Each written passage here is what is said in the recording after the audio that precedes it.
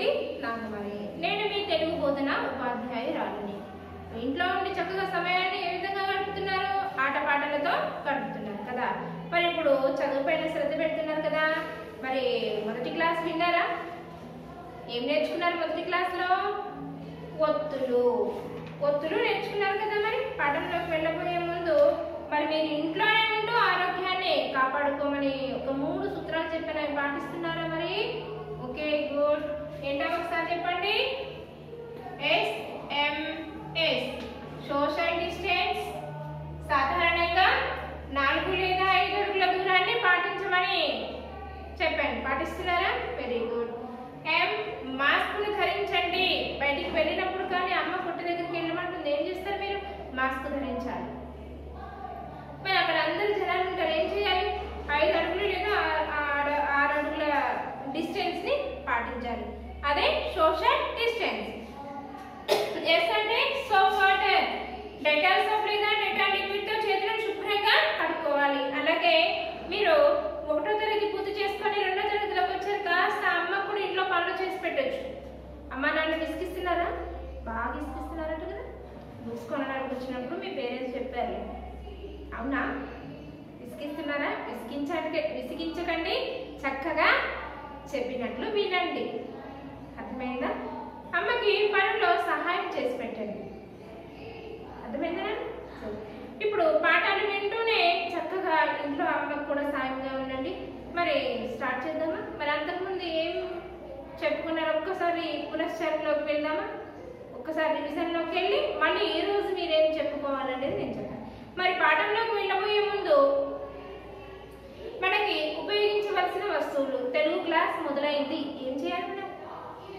మీరు ముందుగా ఏం తీసుకుంటారు? తెలుగు పీరియడ్ స్టార్ట్ అయింది అంటే ఏం తీసుకుంటారు? అదే పాఠశాలలో ఉంటే చక్కగా పాఠ్య పుస్తకం, క్లాస్ వర్క్, పెన్సిల్, రబ్బర్ అన్నీ తీసుకొని మీ ప్లేస్లో పెట్టుకొని చక్కగా కూర్చుంటారు కదా. అదే మాదిరి మీరు ఇంట్లో కూడా అలాగే ఉండాలని నేను భావిస్తున్నాను. అర్థమైందా పిల్లలు? మన కమలా మెమోరియల్ హై స్కూల్ యాజమాన్యం వారికి చక్కని అవకాశాన్ని మీకు కల్పించారు. ఈ సమయాన్ని మీరు సద్వినియోగం చేసుకుంటారని నేను భావిస్తున్నాను. మరి వెళ్దామా పాఠంలోకి? చూడండి, అంతకుముందు ఏం నేర్చుకున్నారు? ఒత్తులు వర్గీకరణ. అసలు ఈ ఒత్తులు ఏ అక్షరాల పైన వస్తాయి? హల్లుల పైన, అంచుల పైన? హల్లుల పైన ఏర్పడే వాటిని ఒత్తులు అని చెప్పుకున్నాం, అవునా? నేను అడిగేదానికి మీరు కూడా ఆన్సర్ చేయండి. హల్లుల పైన వచ్చే వాటిని ఒత్తులు అంటారు. కానుండి పండిన వరకు గల అక్షరానికి వచ్చే వాటిని ఒత్తులు అంటాం కదా. మరి ఒత్తుల్లో ఒత్తులను ఎన్ని రకాలుగా వర్గీకరించారు? 3, అలా 3 భాగాలుగా ఒత్తులను డివైడ్ చేశారని మీకు 1, 2, 3 అని వేసి డివైడ్ చేసి చెప్పానా లేదా? గుర్తొచ్చిందా? మీరు రాసుకున్న నోట్స్ ఒకసారి తిరిగి చూడండి. మొదటిది ఏంటి? ఒత్తుల వర్గీకరణ. ఒత్తుల వర్గీకరణలో టెక్స్ట్ బుక్ పేజ్ నెంబర్ 4 లో చూడండి. 3 ఒత్తుల వర్గీకరణ 3 అని వేసింది కదా. 1, 2, 3 భాగాల. ఈ 3 భాగాల్లో మొదటిది ఏంటి? తలకట్టు తీసివేస్తే మారేవి ఒత్తులు. అలాగే రూపం మారని ఒత్తులు. 3వది పూర్తిగా రూపం మారేవి. తలకట్టు తీసేస్తే అంటే తలకట్టు తీసాం, ఒత్తులుగా మారేవి. ఏవైతే తలకట్టు తీసేస్తే వచ్చేవో అవి ఒత్తులు. అంటే తలకట్టు తీసేస్తే ఒత్తుగా మారేవి నేర్చుకున్నారు. ఇవి ఎక్కువ ఉన్నాయి కదా ఒత్తుల్లో.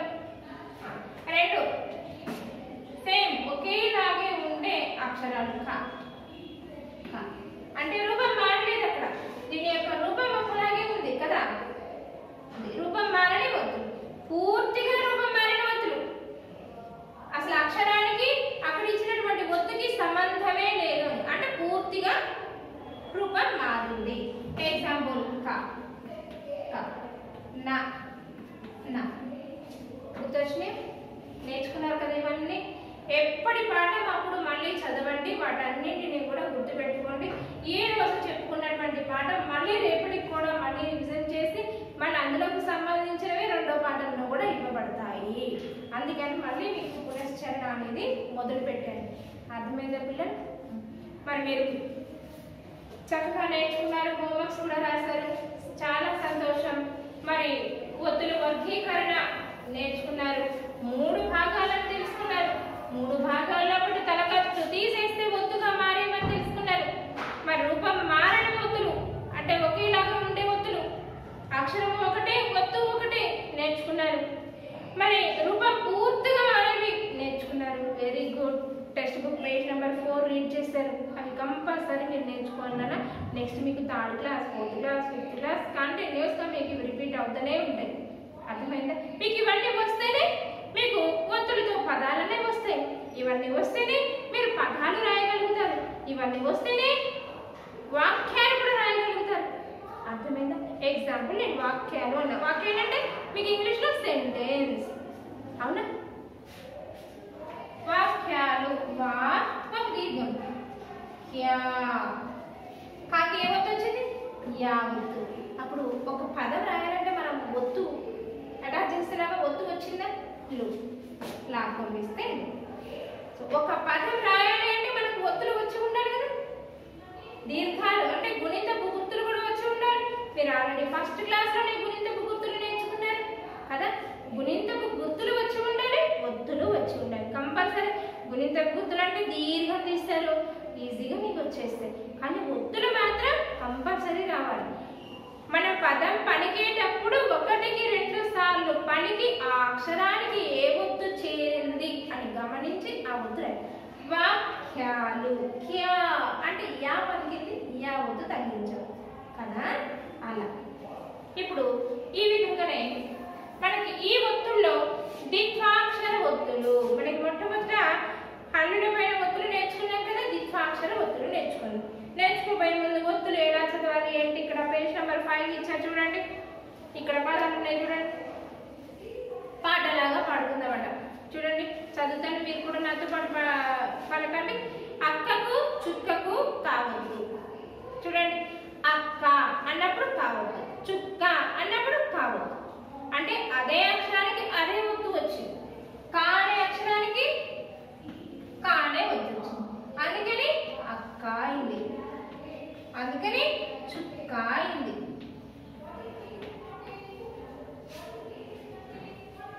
మొగ్గకు పుగ్గకు గావొత్తు, పచ్చకు మచ్చకు చావొత్తు, బజ్జీకి బుజ్జికి చావొత్తు, చెట్టుకు పొట్టుకు టావొత్తు, కన్నముకు వర్ణనకు నావొత్తు అనావొత్తు, అత్తకు దుత్తకు తావొత్తు, ఎద్దుకు ముద్దుకు తావొత్తు, అన్నకు వెన్నకు నావొత్తు, అప్పుకు పప్పుకు పావొత్తు, సబ్బుకు మబ్బుకు బావొత్తు. ఈ విధంగా ఒత్తుల్ని చదవాలి. అమ్మకు బొమ్మకు మావొత్తు, పొయ్యికి నెయ్యికి ఏముంది అక్కడ? పొయ్యి అన్నప్పుడు యావొత్తు, తల్లికి చెల్లికి లావొత్తు, అవ్వకు పువ్వకు వావొత్తు. అవ్వ అన్నప్పుడు వాకి వావొత్తు పలుకుతున్నాం కదా. వా వా అవ్వ వావొత్తు. విమర్శకు స్పర్శకు శావొత్తు, కస్సుకు ముస్సుకు సావొత్తు, అహాకు ఉహుకు హహహ అన్నవద్దు. హహహ అని పగలబడి నవ్వుతారు కదా జోక్ వస్తే కదా. ఉహు అంటే ఏదైనా చెప్పు, నేను చేయను ఆ పని అని పేసి పెడతారు కదా, మొండికి వేస్తారు కదా. అమ్మ ఏదైనా కూర ఆహా నేను తినను, నేను తినను అని మారం చేస్తారు కదా. ఇంకా చేస్తున్నాను, మీరు 2nd క్లాస్కి వచ్చిన చేయకండి అలా. అహాకు ఉహుకు హావొత్తు, కళ్ళకు ముళ్ళకు అలా వద్దు, పుర్రెకు బర్రెకు అలా వద్దు, బండి రావద్దు. ఇది ఈ పాటకి చదువుకున్నారు చక్కగా. ఏ అక్షరానికి ఏ ఒత్తు వచ్చింది, ఆ ఒత్తు ఎలా చదవాలనేది నేర్చుకున్నారు. మరి పేజ్ నెంబర్ 6లోకి రండి. Text book page number 6 heading చూడండి, ఒత్తులతో మాటలు. టెక్స్ట్ బుక్ పేజ్ నెంబర్ 6 ఒత్తులతో మాటలు. ఇక్కడ మాటలు కదలైనా మనం పదాలు నేర్చుకుందాం. ఇవి పదాలు, అందుకని నేను ఇక్కడ బొట్టు పైన పదాలు అని రాశాను. వీటిని ద్విత్వాక్షరాలు. ఒత్తులలో ఫస్ట్ మీకు అసలు ద్విత్వాక్షరం అంటే ఏమిటి అని మీకు నేర్పించి మీకు ఒత్తులతో పదాలు మీకు నేర్పిస్తాను. ఓకేనా? ద్విత్వాక్షరము అంటే అక్షరము అదే ఒత్తు, అది వస్తే దానిని ద్విత్వాక్షరము అంటారు. అర్థమైందా? ఫర్ ఎగ్జాంపుల్ ఇదేం అక్షరం? అర్జున, హల్లున. ఏం అక్షరం? చెప్పాలి, అక్కడ మీరు మాకు చెప్పండి, నాకు వినిపిస్తుంది, చెప్పండి. కా. కా అంటే అర్జున, హల్లున అని అడిగాను. హల్లు కదా. సో ఒక హల్లుకు అదే అక్షరం ఒత్తు చేరితే దానిని ద్విత్వాక్షరము అంటారు. Is it clear? ఒక హల్లుకు అదే అక్షరం ఒత్తు చేరితే దానిని ద్విత్వాక్షరము అంటారు. మళ్ళీ పడతాను. ఒక హల్లుకు అదే అక్షరం ఒత్తు చేరితే దానిని ద్విత్వాక్షరం అంటారు. మళ్ళీ చెప్పండి. ఒక హల్లుకు, ఇదేంటి హల్లు? ఒక హల్లుకు అదే అక్షరం ఒత్తు చేరితే దానిని ద్విత్వాక్షరం అంటారు. ఎగ్జాంపుల్ చెప్తే మీకు ఈజీగా అర్థమైపోతుంది. చూడండి ఇక్కడ అక్క. ఇదే పదం అక్క. ఇదేం అక్షరం? హల్లు. ఇదేం అక్షరం? హల్లు. హల్లు. హల్లుకి ఏ ఒత్తు చేరింది? కాకి కా ఒత్తు చేరింది. అప్పుడే ఏ అక్షరం? ద్విత్వాక్షరము. అండర్స్టూడ్ కదా? అర్థమైంది అనుకుంటా కదా? అంటే అక్షరము అనే మీకు సింపుల్ గా ఇంకా అర్థం కావాలి, ఈజీగా ఐడెంటిఫై చేయాలి. అసలు ఏంటి ద్విత్వాక్షరం అని గుర్తించండి అంటే ఈజీగా గుర్తించాలంటే అక్షరము అదే, ఒత్తు అదే. ఒకటే అక్షరము సేమ్ ఒత్తు చేస్తే ఏమవుతుంది? ద్విత్వాక్షరము. అక్షరము అదే, ఒత్తు అదే, ద్విత్వాక్షరం. సో ఇక్కడ మనకి ఒత్తులతో పదాల్లో ఫస్ట్ ద్విత్వాక్షర ఒత్తులు, ద్విత్వాక్షర పదాలు నేర్పిస్తారు. అందుకని పేజ్ నెంబర్ 6, 7 అంతా కూడా ద్విత్వాక్షర పదాలు. 7 కూడా అలాగే ఉంటుంది, 8 కూడా అలాగే ఉంటుంది. మళ్ళీ మారినప్పుడు నేను చెప్తాను. కంటిన్యూస్ అన్ని కూడా ద్విత్వాక్షర పదాలు ఉంటాయి. అర్థమైందన్న ద్విత్వాక్షరం అంటే? మరి పాఠంలో ఎగ్జాంపుల్ మీద పాట పాడుకున్నారు. ఇదేమిటి? ద్విత్వాక్షరం. మరి చుక్కల ద్విత్వాక్షరం ఏది? చుక్కల ద్విత్వాక్షరం ఏది? కాకి కావద్దు. ముక్క. చికెన్ ముక్క బాగా ఇష్టం కదా మీకు? తింటారా? ఇష్టమేనా? ముక్క. ముక్క. మరి ఈ పదంలో ద్విత్వాక్షరం ఏది? చూడండి, కా అక్షరం ఉంది, కాకి కావద్దు చేరింది, ద్విత్వాక్షరం. ఇక్కడ చూడండి, అబ్బా వా అనే అక్షరం హల్లు, అదే అక్షరానికి అదే ఒత్తు చేరింది, ద్విత్వాక్షరం కదా.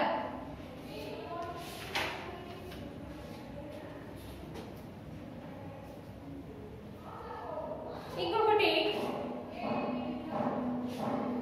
ఇవన్నీ కూడా ద్విత్వాక్షరాలు. మర్కటం. మరి ఈ పదంలో ద్విత్వాక్షరం ఉందా? గుర్తించండి. ఇది గుర్తిస్తే మీకు అర్థమైనట్లే. మర్కటం. మర్కటంలో ద్విత్వాక్షరం ఉందా? ద్విత్వాక్షరం అంటే ఏంటి? అక్షరం అదే ఉండాలా, ఒత్తు కూడా అదే ఉండాలి, అప్పుడు ద్విత్వాక్షరం. మరి చూడండి, ఉందా? రా అనే అక్షరం హల్లునే, కానీ అక్షరం వేరు, ఒత్తు వేరు కదా. రా అనే అక్షరం యొక్క ఒత్తు ఏంటి కదా. మరి కావత్తు చేరింది కదా, ఇది ద్విత్వాక్షరమా? ఈ పదంలో ద్విత్వాక్షరం ఉందా? లేదు. అవునా? మరి ఈ పదం ఏమవుతుంది అంటే నేను మీకు తర్వాత చెప్తాను. ఇవేంటి? సంయుక్తాక్షరం. ఇదేంటి? సంయుక్తాక్షరం. అంటే ఒత్తు అక్షరం వేరుగా ఉండాలి, ఒత్తు వేరుగా ఉండాలి. ఇక్కడ రాని అక్షరం, కానే ఒత్తు రెండు డిఫరెంటే కదా. కాబట్టి సంయుక్తాక్షరం అయింది. అదే ఒక హల్లుకి వేరొక హల్లు ఒత్తు చేరితే అది సంయుక్తాక్షరం అంటారు.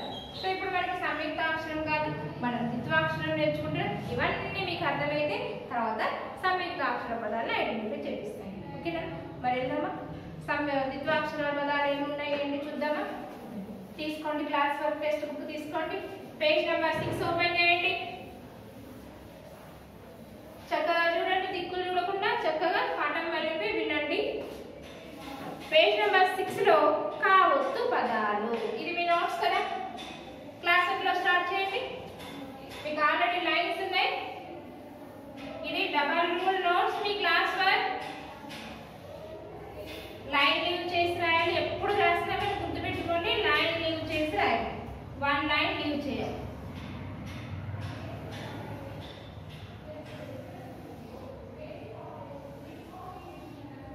కావత్తు పదాలు.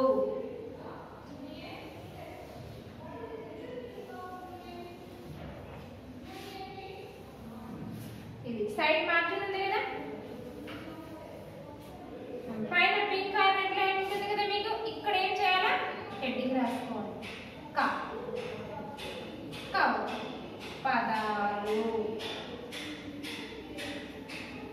రాస్తారా అందరూ? మరి కావత్తుతో పదాలు ఏమున్నాయి? టెక్స్ట్ బుక్ పేజ్ నెంబర్ 6 లో చూడండి ఒకసారి. కావత్తుతో పదాలు ఇక్కడ అక్షరాలు ఇచ్చారు చూడండి. తాకి కావత్తు, డాకి కావత్తు, తాకి కావత్తు. అవి ఎట్లా పలకాలి ఇది ఒకసారి మీకు చదివిస్తాను. మీరు కూడా ఫింగర్ పెట్టి చదవండి. కా, కాకి కావత్తు కా, అట్కా, గా, త్కా, అక్కా, ఇల్కా, ఇస్కా. వీటిని ఒకసారి పలకండి. కా, అట్కా, కా, త్కా, అక్కా, ఇల్కా, ఇస్కా. సో చూడండి ఇక్కడ చిత్రాలు ఉన్నాయి చూడండి. ఇదేంటి? కుక్క. ఇందులో ద్విత్వాక్షరం తాకి కావద్దు. అర్థమైందా? పదం చూడగానే ముందు ద్విత్వాక్షరం ఐడెంటిఫై చేయాలి. అర్థమైందా? ఇదేంటి? కుక్క. ఇదేంటి? మర్కటం. మర్కటం చూడండి, కోతి వేషాలు వేస్తుంది కదా. మీరు అలర్ట్ చేస్తే అమ్మ అంటుందా కోతి వేషాలు ఇక్కడ తిన్నా కూర్చో అలర్ట్ చేద్దానంటారా? ఇదేంటి? ముక్కు. ముక్కు ఎందుకుంది? మంచిగా మంచి వాసనని చూడడానికి. చెడు వాసన చూడడానికి ముక్కు మూసేసుకుంటారు కదా, ముక్కు. ఇది భాస్కరుడు అంటే సన్. వీటిని క్లాస్ లో రాసుకుంటూ చక్కగా చూడండి. కుక్క,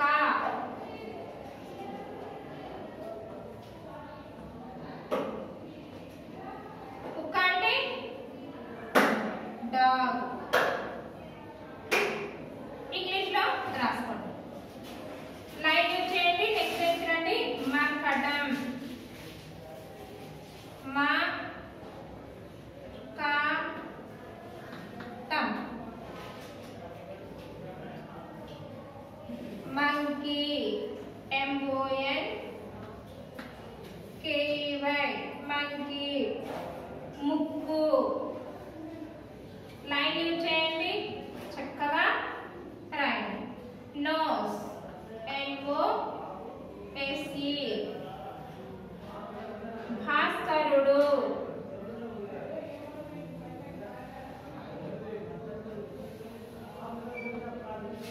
భాస్కరుడు. భాస్కరుడు అంటే సూర్యుడు, రవి. సన్. SUN. SON కాదు, SUN. SON అంటే సన్. ఒకసారి పదాలు పలకండి. కుక్క, డాగ్. మర్కటం, మంకీ. ముక్క, ముక్కు, ముక్కు, నోస్. భాస్కరుడు, సన్. ఈ విధంగా మీకు తెలుగులో పదాలు ఇస్తారు, ఇంగ్లీష్ లో పదాలు రాయాలి. అంటే తెలుగు పదాలకి ఆంగ్ల అర్థాలు రాయాలి, మళ్ళీ ఆంగ్ల పదాలకి తెలుగులో అర్థాలు రాయాలి. అందుకని మీకు కావత్తు పదాలతో ఈ విధంగా డివైడ్ చేసి చెప్పాను. అర్థమైందా? మీరు కూడా క్లాస్ అందరూ రాస్తున్నారు కదా, మరి వీటిని చదవండి ఒకసారి. కుక్క, డాగ్. మర్కటం, మంకీ. ముక్కు, నోస్. భాస్కరుడు, సన్. వీటిని మళ్ళీ సాధన చేయండి. వీటిలో ద్విత్వాక్షరాలు ఏంటి? ఇది ఈ అక్షరం ముక్కు. ఈ రెండే ఉన్నాయి. ఇవి అక్షరం వేరు, పొత్తు వేరు. అక్షరం వేరు, పొత్తు వేరు. అర్థమైందా? చక్కగా విన్నారు కదా. ఈరోజు హోంవర్క్ రాసుకోండి. కావత్తు పదాలు రాయండి. హోంవర్క్ నోట్ చేసుకోండి.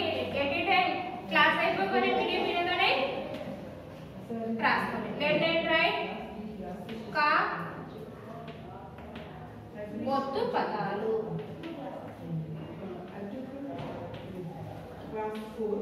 in homework book. చక్కగా ఇది క్లాస్ బుక్ లో రాస్తారు కదా. ఓకే, విన్నారు కదా, అర్థమైందా? కావత్తు పదాలు, ద్విత్వాక్షర పదాలు మళ్ళీ సాధన చేయండి. మళ్ళీ టెస్ట్ కండక్ట్ చేస్తాను, అడుగుతాను, ఓరల్ టెస్ట్. ధన్యవాదాలు.